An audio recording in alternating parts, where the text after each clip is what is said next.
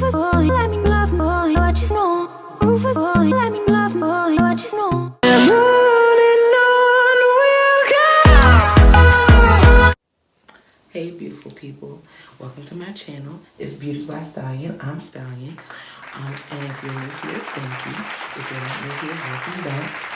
Make sure that you like, comment, and subscribe. Also hit that notifications bell so that you can be updated on when I post new content. Today, we're going to go ahead and we're going to do a story time. It's going to be a story time on when I got catfished with a twist. So if you want to hear more about what happened, then just make sure you keep on watching.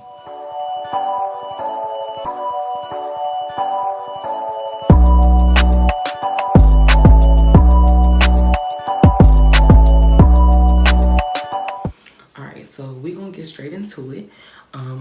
I did take some notes just so I make sure that I don't just like go all across the place.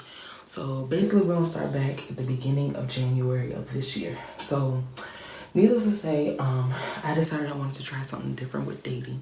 So I went on a dating app and I made a little profile, whatever. And I wanted to see, you know, what was out there. If I was missing something, take it as far as I possibly could take it. So I took it as far as I could go. And it ended up like giving me people in different states. I'm in Virginia, and I ended up meeting different people in North Carolina and some people in Jersey and New York and different places. Needless to say, I ran across a profile that I was really interested in. The name on the profile, we're gonna refer to this person as Sin. So the name on the profile said Sin. Basically, just to give you all a physical description, he was of a lighter skin tone. He had a lot of tattoos. He had a beard. He had dreads. He dressed really nice. Like, he was very appealing. Like, he was someone that you take a second look at. Well, needless to say, based on his profile, it said that we had a lot of the same interests. More so, like, I do hair. He was a barber. He liked art. He liked various different things that I like, needless to say. So, I went ahead and I sent a heart notification to his profile because that's how that app worked. So needless to say, I waited a couple of days. I never paid it any mind. I started, you know, paying attention to other people and other things or whatever. So about 3 to 4 days, I want to say, passed. And then all of a sudden I received a like back. So when I got the like back, it was just more so like us getting to know each other. That probably went on for like a day or two of us just getting to know each other on the app. Well, needless to say, we both figured out that the app does not give you notifications like other social media apps would. So we ended up saying that we would just go towards social media. So we went on social media. That lasted for maybe a day to 2 days. So at this point, we're only like 4 days in. So we go to social media, we start going back and forth on there, you know, little minor stuff like how's your day going, good morning, things like that. Well, following that, we end up that I say, well, you know, because of me working and me working in an office at the time, I was like, it's just easier if you just text me because then I can respond to you on my watch and it's not like a whole bunch of other stuff. So he says, okay. I give him my number. He doesn't give me his. I give him my number. And I want to say the rest of the day goes past and I don't hear anything from him. Needless to say, the next morning I wake up and I get a text message, but the text message is from an email address. So I look at the email address and I'm like, who would be contacting me from an email address? Needless to say, I contact him and I'm like, you know, are you contacting me from an email address? Here is the first red flag, because he says, yeah, I'm contacting you from an email address because my phone broke. Normally that would not be a red flag. However, keep in mind that this person continued to email me off of this email address for 2 months into this. So that's why it should have been a red flag then, but it wasn't. So we spent most of January, well, most of that week, you know, trying to get to know each other. At this point, it's about 7-8 days has passed since I met him. So it's no rush, you know, for anything. I'm trying to take things slow, get to know him, whatever. Well, needless to say, I go on social media, and when I go on social media, I end up seeing that he has posted, and I'll put that right here, that he's posted basically a status saying that his mom is really sick. Now at this point it's around the 13th, 14th of January. His mom is really sick, that he's asking for prayers, and he wants someone to, you know, be there for him because he's going through a lot and all of that. Fast forward, we have stopped talking. It's only been 8 days we've stopped talking. We had a minor fallout about something. So when I see the post go up on January 14th, I reach out to him and I'm like, oh, you know, you're in my thoughts and prayers. I hope that she recovers. I'm sorry to hear you're going through that. Well, needless to say, he responds back like really nonchalant, but I know that he's going through something. So I'm like, oh, okay, well, you know, I know that you're going through a lot. You could just hit me up if you need me. And I kind of leave it that vague. So he's like, okay, well, you know, that's fine. So then we get into January 28th, and well, yeah, 28th.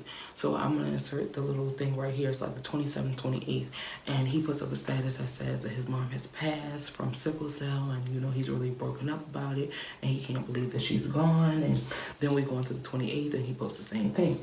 So I'm like, oh, you know, that's sad. I'm gonna go ahead and I'm gonna reach out to him, and you know, I'm gonna see how things are going from there because I know it has to be a lot. So needless to say, he reaches back out. We end up talking. This is towards the end of January. We end up talking again, you know, minor little conversation. So we spent most of February just getting to know each other because I really wasn't in no rush. But we get to the end of February and I'm like, okay, well, you know, now to the point where I feel like we've been talking for a couple weeks, especially since he lived in Raleigh and I lived in Virginia. I was like, oh, well, you know, I'm gonna go ahead and I'm gonna make arrangements to come down there. So, needless to say, I go ahead and let him know, like, I'm gonna come down there probably in March. Well, of course, everyone knows that everything goes wrong in the world within the month of March. So that halts everything. But we still spend the month of March, you know, talking and getting to know each other and all of this. Needless to say, he's supposed to be a celebrity barber. So he's mentioning all these celebrities and name dropping and all this stuff all in the month of March. Oh, I'm with this person, I'm with that person, calling me while he's at loud parties and all this other stuff. I'm still paying it no mind because if you have to do all that, it can't be but so true. So we go through the whole month of March. I don't make plans to see him anymore. I don't see him.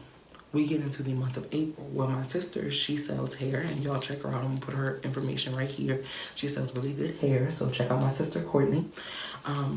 But needless to say, she sells hair, so she has to go meet a vendor in Raleigh. So I'm just like, oh, well, you know, I'm gonna be down in your area, so it's the perfect time for us to meet. Like, you can see me while I'm down there.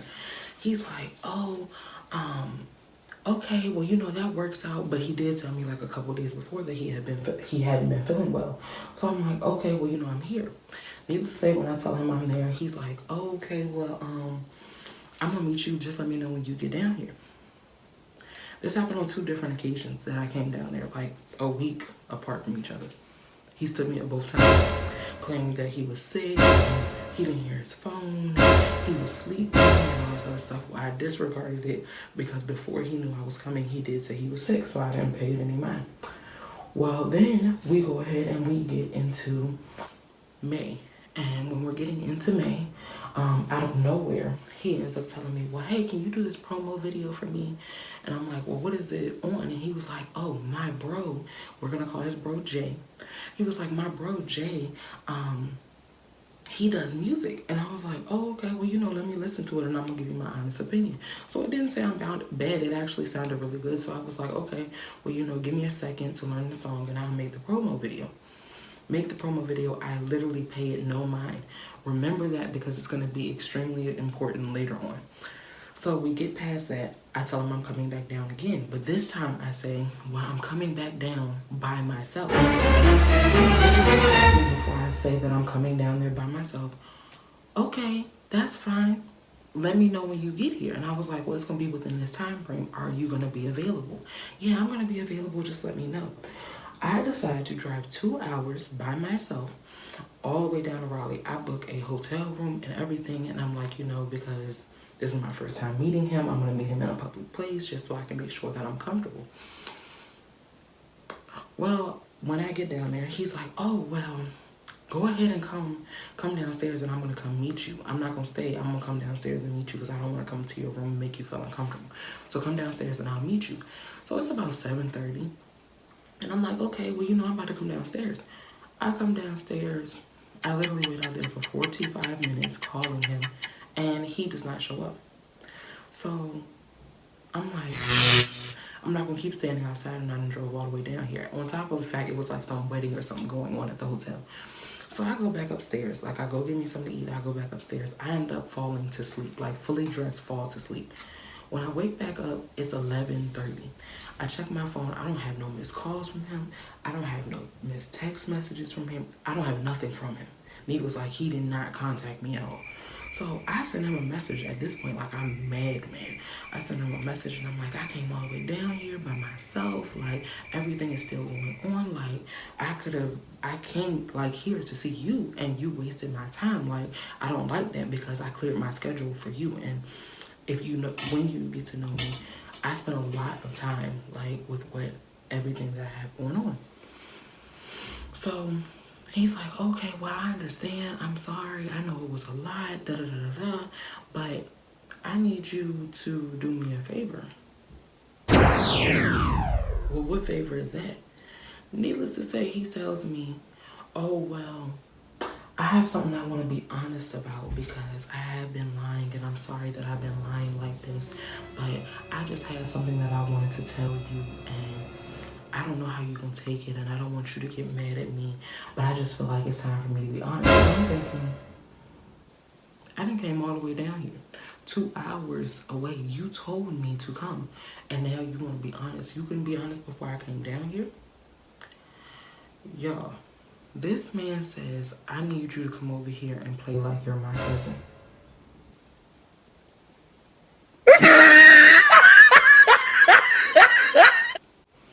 So with that, we're going to leave it off, and y'all stay tuned for part 2.